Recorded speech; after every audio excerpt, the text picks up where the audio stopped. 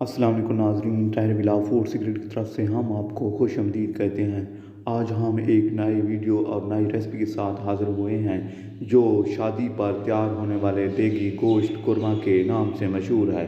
ہم آپ کو اس ویڈیو میں یہ دکھانے جا رہے ہیں کہ شادی پر پکنے والا دیگی گوشت قورمہ بیف کس طرح اور کیسے اور کتنا ہی مزیدار دکھائی دیتا ہے تیار ہونے کے بعد۔ آپ اس ویڈیو کو مکمل دیکھیں۔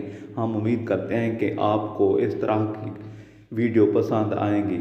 اگر آپ میرے YouTube channel Tahir vlog food secret پر نئے ہیں تو سب سے پہلے میرے چینل کو سبسکرائب کریں، لائک کریں اور دوستوں تک شیئر کریں تاکہ آپ کو اس طرح کی ٹیسٹی اور مزیدار ویڈیو فراہم ہوتی رہے اور ہماری حوصلہ افزائی اس سے ہوتی ہے۔ ہم امید کرتے ہیں آپ کو یہ ویڈیو بھی پسند آئے گی۔